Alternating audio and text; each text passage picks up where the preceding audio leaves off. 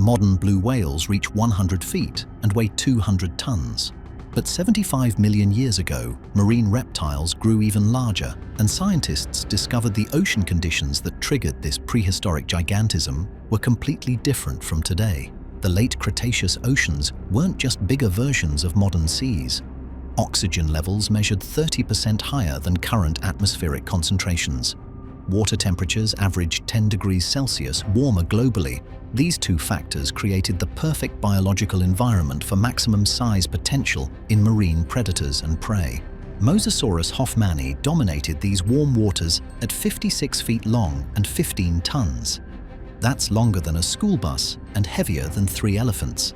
But size wasn't just for intimidation. Fossil evidence from Kansas and Morocco reveals bite forces exceeding 40,000 newtons, powerful enough to crush sea turtle shells like potato chips. You couldn't hide in armor because this predator evolved specifically to break through defensive adaptations. The gigantism started with prey species first. Ammonites, shelled cephalopods related to modern nautilus, grew to 2 meters in diameter in Cretaceous seas. Modern nautilus max out at 25 centimeters. That's an 8-time size increase driven purely by environmental conditions. More oxygen meant more efficient metabolism. Warmer water meant faster growth rates. Prey got bigger, so predators evolved to match. But here's what makes prehistoric ocean gigantism different from modern deep-sea gigantism. Today's giant squid and colossal squid grow large in cold, deep water through slow metabolism and scarce predation. Prehistoric giants grew large in warm, shallow water through abundant food and intense competition. These weren't slow-growing cold water specialists. These were fast-growing warm water dominators. Elasmosaurus platyurus hunted these giant ammonites with a 23-foot neck and 72 vertebrae. Modern long-necked animals like giraffes have 7 neck vertebrae. This marine reptile had more than 10 times that number, creating flexibility impossible in terrestrial animals. The neck alone weighed 300 kilograms and could strike at prey from 7 meters away while the body remained stationary. Then, 2019 fossil analysis from Germany changed everything scientists understood about size limits. Researchers at the University of Bonn discovered Mosasaurus species weren't just growing longer, they were growing wider and more muscular than previously calculated. Body mass estimates increased by 40% once paleontologists factored in muscle attachment points visible on vertebrae. These animals weren't stretched-out reptiles. They were built like marine linebacker units. You couldn't even use speed to escape because gigantism didn't mean slow movement. Biomechanical studies published in 2021 proved large Mosasaurus could accelerate faster than modern great white sharks through tail propulsion alone. The tail flukes measured 12 feet across, wider than a killer whale's flukes, generating thrust powerful enough to launch 15-ton bodies at prey in seconds.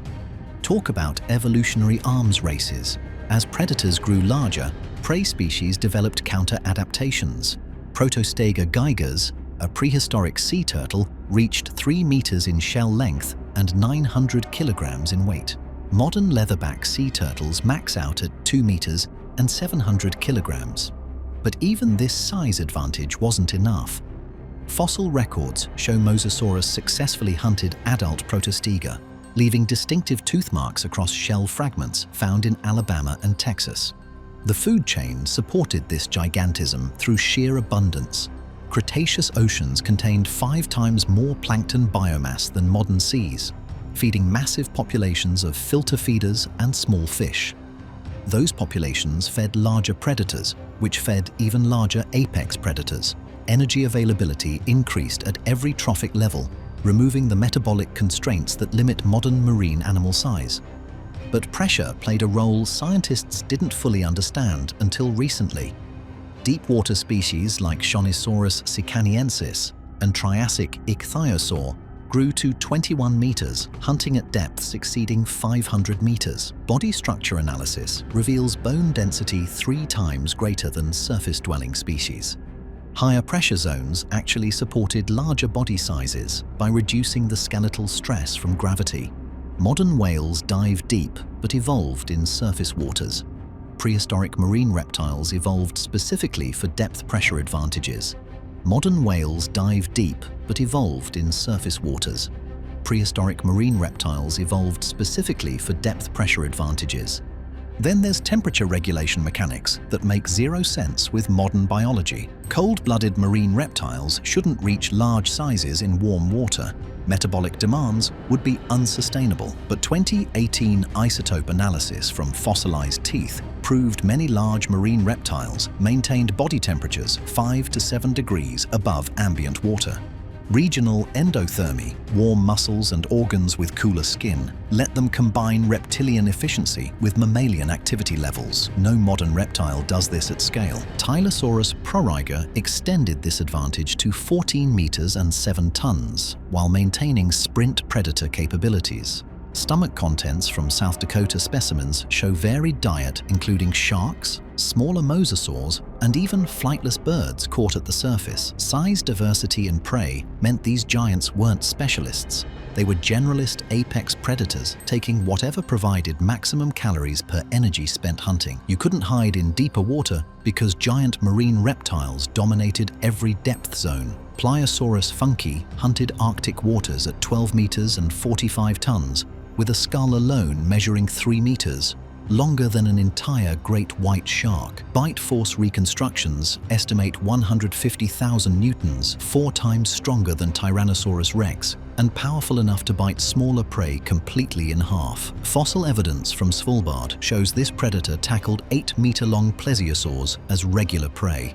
The oxygen availability wasn't just about breathing efficiency. Higher dissolved oxygen in water meant prey species could grow larger without circulatory system constraints. When everything in the ecosystem gets bigger, predators must scale up or get replaced by competitors. Natural selection favored maximum size within metabolic sustainability limits. Those limits were much higher in Cretaceous oceans than today's seas. But here's where environmental conditions created a gigantism trap. As animals evolved for maximum size, they became dependent on stable, warm temperatures and high oxygen levels. When volcanic activity changed ocean chemistry 66 million years ago, these specialists couldn't adapt fast enough. Size became a liability instead of an advantage. Smaller, more flexible species survived the extinction event. Giants disappeared. Modern ocean conditions simply can't support prehistoric-level gigantism in reptiles. Cooler temperatures slow metabolism. Lower oxygen reduces growth potential. Less abundant food means fewer calories for maintaining massive body sizes. Blue whales succeed as modern giants because mammalian warm-bloodedness provides metabolic advantages reptiles never evolved. Even so, blue whales are smaller than theoretical maximum sizes possible under Cretaceous conditions. Scientists discovered one more factor in 2022 that explains the size ceiling. Continental shelf geography in the Cretaceous provided vast shallow seas, perfect hunting grounds for large marine reptiles that needed to surface for air. Modern oceans have deeper average depths with less shallow water habitat. Large air-breathing marine animals need accessible surface area within hunting zones. Prehistoric ocean geography provided this better than modern configurations. The dominance period for giant marine reptiles lasted 180 million years across Triassic, Jurassic, and Cretaceous periods. That's successful adaptation that worked longer than mammals have existed on land. Size wasn't a gimmick or temporary advantage. It was a sustainable ecological strategy under specific environmental conditions that no longer exist. Basilosaurus cetoides, an early whale from 40 million years ago, shows the transition from reptilian to mammalian ocean giants. At 18 meters and 20 tons, this predator was smaller than Cretaceous marine reptiles, but used endothermic advantages to hunt cooler post-extinction oceans. Modern whales descend from these mammals, not from prehistoric marine reptiles. The size strategy shifted from cold-blooded warm-water giants to warm-blooded cold-water giants. Talk about environmental dependency. Remove warm temperatures, and gigantism becomes unsustainable. Remove high oxygen, and growth rates crash. Remove abundant shallow seas, and hunting efficiency drops. Prehistoric ocean giants needed all three conditions simultaneously. Modern oceans provide none of them at prehistoric levels. That's the reality of why prehistoric oceans turned animals into giants. Warmer water, higher oxygen, abundant food, and perfect geography created the only conditions in Earth's history where cold-blooded marine reptiles could reach maximum size potential. Modern oceans support different giants through different adaptations, but nothing today matches the scale of marine reptiles that dominated warm Cretaceous seas for millions of years.